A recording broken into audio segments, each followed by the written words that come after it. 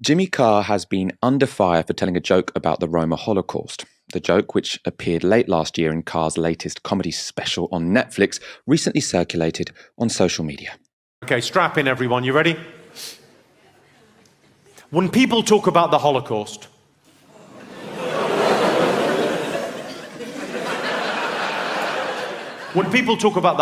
they talk about the tragedy and horror of 6 million Jewish lives being lost to the Nazi war machine. But they never mention the thousands of gypsies that were killed by the Nazis. No one ever wants to talk about that because no one ever wants to talk about the positives.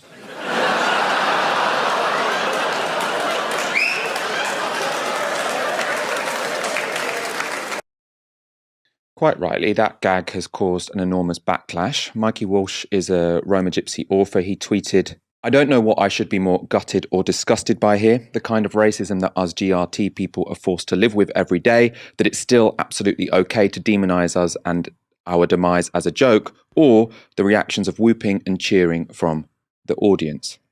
The title of Carr's Netflix special is His Dark Material, a reference apparently to the kind of jokes the audience could expect to find within it, but also obviously based on the His Dark Materials novel series.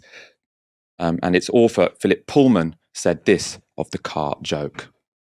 "I had no idea what Jimmy Carr would be talking about in his show, which I'm not going to name. His joke, in quotes, about the Holocaust is abominable, sickening, and I'd be very glad if he called his show something else from now on." Carr does have his supporters, though. This is Victoria Corrin Mitchell, a Guardian columnist and the wife of comedian David Mitchell. "While I'm here, might take a moment to mention I also love Jimmy Carr, a close friend who's made about 1,000 jokes I wouldn't make myself as a stage performer, but as a man is full of goodness and kindness. He's a properly decent person. Anyway, Robo Bunny."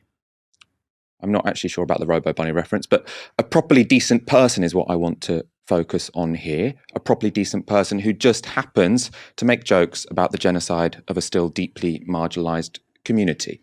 She's since decided to take a time out from Twitter, for good reason, I imagine. Also defending Carr is LBC's Nick Ferrari. Now, before I even play it, I would suggest anybody with the most working basic knowledge of Jimmy Carr knows that A, he's very funny, B, he's incredibly hardworking, C, he does go into dark areas. Okay? We all know that. So this is a subscription service. It's not like he's driving around the high street on the top of a bus shouting this joke at people. So you have to pay to tune in to hear someone who you know goes up to the mark and probably beyond it. And he's called it His Dark Material. So let me get this straight. It would be bad if Jimmy Carr had told that joke to a few people on a bus, but because it's streaming to millions of people on a subscription service, it's okay. Also, what does Jimmy Carr being hardworking have to do with anything? That is completely missing the point. Health Secretary Sajid Javid has now commented too. Do you think they should have been allowed to broadcast that? Have you heard it? What did you make of it when you heard of it? I haven't heard it, this so-called joke, but if I've heard about it, and if it is, as you say, someone trying to make light of the experience of gypsies or of Jewish people or others, I mean, that is not something that anyone should be. It said they never mentioned the thousands of gypsies that were killed by the Nazis. No one ever talks about that because no one wants to talk about the positives. That's horrid.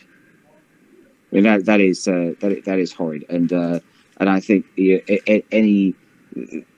I think we all have a right to react to that, and one of the best ways anyone can react to that is show these platforms, what they think about Jimmy Carr by not watching or listening to him, and that will send him a very strong message.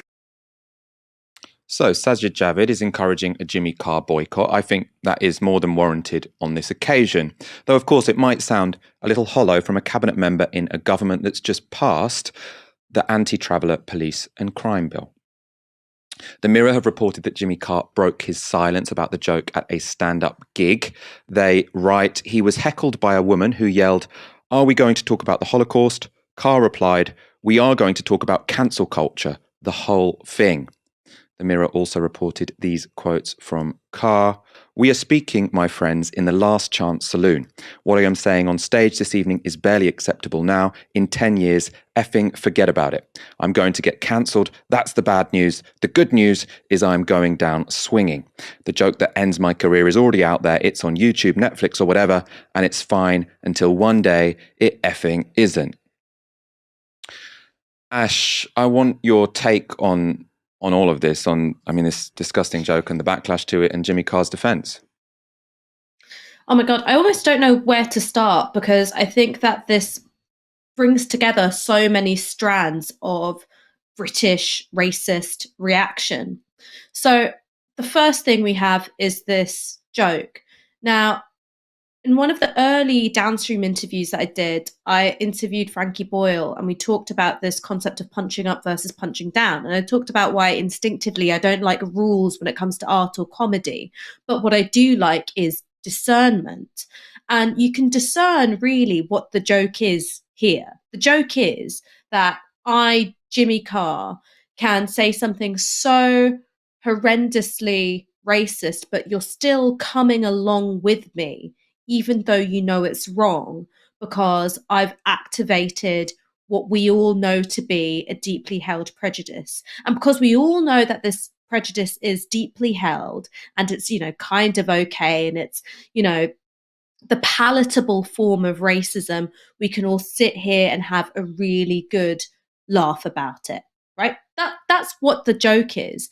And so as jokes go, I don't think it's particularly subversive. It's not challenging to power. I don't actually think it holds up a mirror to the audience's hypocrisy. What it is that it offers license to an audience to laugh cruelly at genocide, because we've all been raised with knowledge of the Holocaust. We've been taught about it at schools.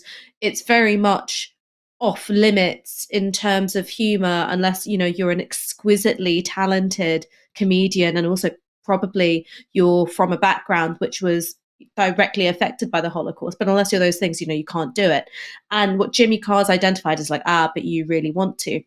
So there's nothing challenging, subversive, or dangerous in a positive way about it. What it is lowest common denominator comedy, which is identifying a vein of cruelty in your audience and exploiting it, tickling it, making it pleasurable somehow. And so that's what I have to say about the joke. And I think that a truly great comedian is aware of the nature of the laughter that they're inviting.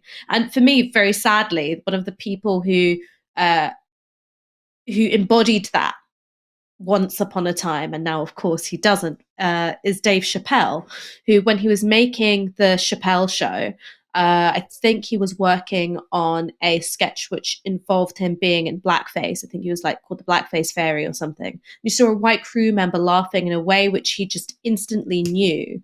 You're not laughing at me because I'm a comedian and I'm talented and I'm making you laugh. You're laughing because I'm doing something racist, and as a white person, you're enjoying that. And he walked away from the Chappelle Show.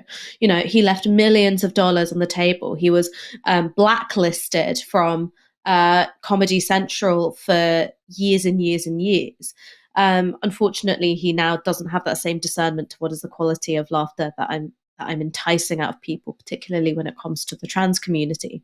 And so I think that is actually the responsibility of the comedian. That's something that Jimmy Carr didn't do. The last thing that I'll say, because I know I've been rambling on about this for a bit, but it is just because I have really strong opinions about comedy, is that it is beyond hypocritical for Sajid Javid, who stood on a 2019 manifesto, who is supporting the police crime and sentencing bill, both of which criminalize effectively the GRT community, to then say, well, I think that joke is horrid. Well, what that joke is doing is revealing the very sentiments which you are exploiting for political gain. Because sure, Sajid Javid or a member of the Conservative Party won't make that joke. But that is the same vein of reaction, the same vein of socially acceptable racism that they're trying to tap into, with that manifesto commitment, with the measures in the, police and crime bill, and also at the level of local politics as well. We've all seen leaflets which present traveller encampments as, nothing short of a menace on God's green earth. And unfortunately, that is something which also extends to the Labour Party. The GRT community for too long have been seen as an acceptable target. We've all heard people say stuff. We've all heard people say stuff who would never use slurs for another group, and they do for the GRT community. And it's because, unfortunately, the sort of ideology inherent in Jimmy Carr's joke is pervasive through society. We're going to talk in a moment about how pervasive anti-Gypsy, anti-traveller racism is in Britain and how pervasive it's been elsewhere. I want to stick on this joke just for a little longer, because there is one person who I normally don't consider an authority on either racism or comedy, but who did have something useful to say on this, at least from my perspective. In response to that clip, to that joke, he shared this quote from his show Trolls. It's David Baddiel, and he says, "You can obviously tell a Holocaust joke that is cruel and inhumane and mean-spirited and racist, or you can tell one that targets the oppressors or draws attention to the fundamental evil of it or shines a light on the humanity of the victims." He said Jimmy Carr's joke fell into the former category, and he also reshared a joke which he said represented the latter one, and that was this. Tonight, Deborah Baum told a joke about how a survivor dies, goes to heaven, tells God a Holocaust joke. God says, "That's not funny." The survivor says, "Ah, well, I guess you had to be there."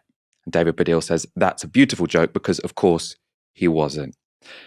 Ash, I know, we've both had our differences with David Baddiel. Do you agree with me that he's kind of got this one right here? Yeah, I do think he got that right. And I think that in sharing that quote from Trolls and also highlighting the Holocaust joke, which I think he's right to say is beautifully crafted and how it's put together, he's showing that the Holocaust as a subject is not, forbidden to comedians, but actually it's just demanding that comedians do something which isn't lazy, which isn't cruel. So I think he is right in that. But for me, the material about Jason Lee that he did repeatedly in the 90s in blackface, wearing a pineapple on his head to mock a black man's hairstyle, for which Jason Lee has never received a personal and direct apology, is saddening. Is so, so saddening, because David Baddiel was clearly able to be incredibly insightful and empathetic and standing up for the craft of comedy.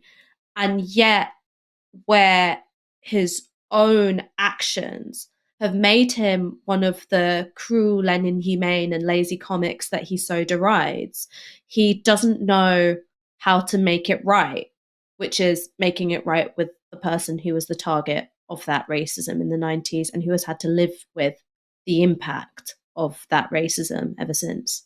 It's worth saying he also followed up that tweet I just showed you by saying, "Of course, I am very good friends with Jimmy Carr and will continue to be. And I'm not someone who says when someone says something offensive, you should, excommunicate them and not be friends with them. But I don't think that's an attitude that David Baddiel, presented to a lot of other people who he thought may or may not have said something offensive in previous years. So I do think there is a little bit of hypocrisy going on here. But as I say, I thought his take on this particular issue was quite good."